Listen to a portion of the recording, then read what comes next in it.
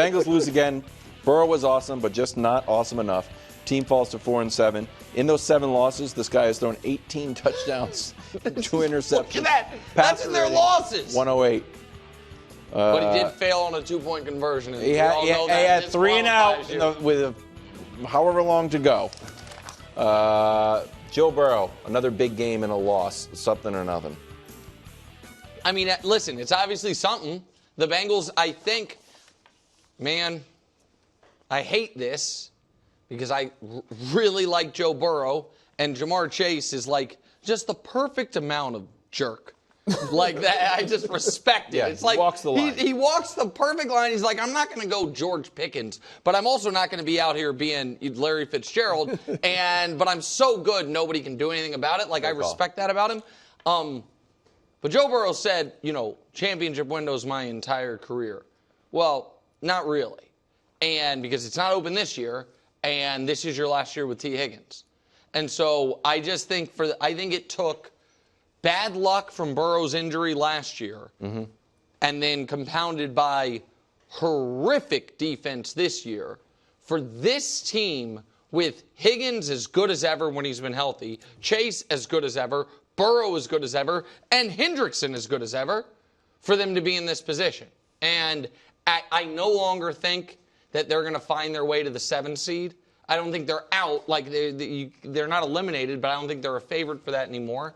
And I just think it's a football tragedy, given how good that offense is. Well, that's why it's nothing new.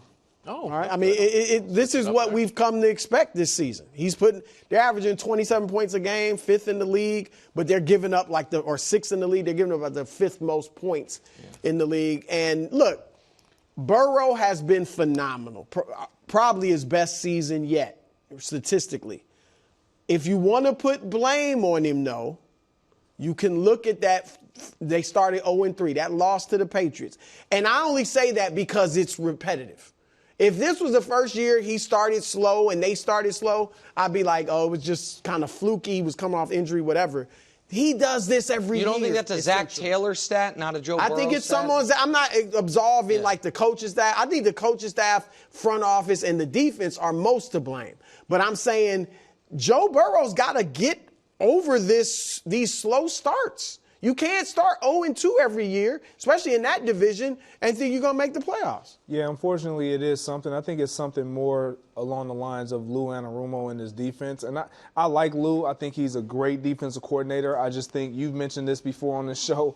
The management has done a poor job of giving him the personnel to maintain the high level of defense that they once were. And so nothing's going to change. It's unfortunate because we're going to miss Joe Burrow in the playoffs, Jamar Chase in the playoffs. If they fire Lou Anarumo, I want the Chiefs to give him $2 million a year to not coach. That's actually just why? That's Do what you I'm saying. feel They vindicated, should. or do you? I don't know. I called it week 1. Everyone told me how great the Bengals were. And Oh my God! You're gonna make me go ahead.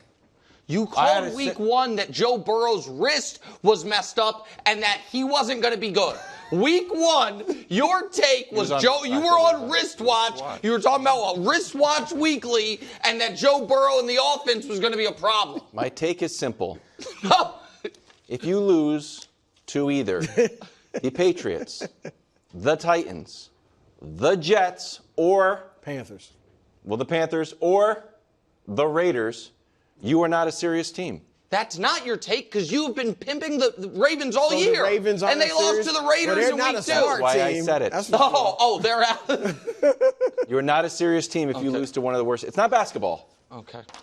All right. But good news for you, your Super Bowl team might make it. Miami sneaky alive for that 7 seed. Rodgers takes a sack to lose the game. Jets now 3-8. They're not good either.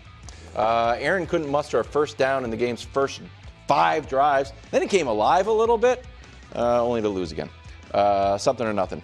It's clearly something that they're not willing to admit to. Like, he can't move the way that he wants it. That was a 3-man rush.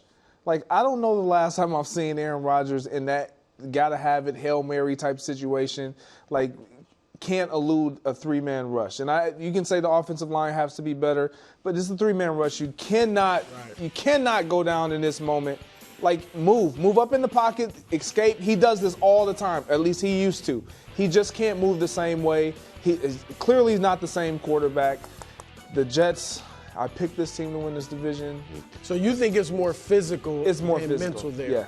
Because I was wondering, I mean, you just know you can't take a sack in that situation, and I was going to say something. Doesn't hurt his stats, though. Yeah, well, and I'm just, I mean, the stats are not going to be great anyway, but to me, it was like it showed how mentally disengaged he is. Like at this point, you're 40, about to be 41 years old. You're clearly not going to make the playoffs. How motivated is he at this point? I guess you can say, well, they still had a chance to win that game and save hope, but I just think he's probably not engaged anymore, and that's why he allowed that to happen. Yeah, Aaron Rodgers lost all benefit of the doubt for me, so I'm just going to be I'm going to care less about I'm just not going to give him the benefit of the doubt. I watched that last drive, and the only thing you can't do is take sacks, but sacks don't hurt your passer rating, and sacks don't hurt your touchdown interception ratio, which is what the statistical portion of his career is made on. And we can show you the first play of the drive. Push the ball down the field, take a chance. Throw it, throw it, throw it. Don't do that. Don't do that on the first play of the drive. Bad play. And if you look at his passing chart, it's all just, what are we doing? Right. What are we doing? And then third down. Again, you're down 1. You're down 1 point. You're 20 yards from field goal range. Throw it away, throw it deep, do something, throw it. No. See, this is, again, this is where I just feel like his mobility, his skill set has failed him. He thought that, and he said this coming into the season, and I bought it. If I'm able to play the way that I know I can, then we can be good. Yeah. Well, he hasn't been able to play that way. The Jets fans, most of them, deserve hope. The fireman character, I don't really care about. I like most the of fireman character. I go the other way. I don't know. He's like, they're taking me off the jumbo. I'm being iced out by management. Shut up.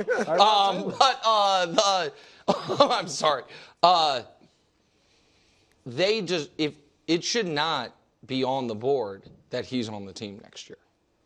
And if the Jets with a top 5 pick bring him back, that's such a disservice to their fans and the hope of turning the page and actually building something in New York. Thanks for watching. Subscribe here to get more from the show and to check out clips from other shows on FS1.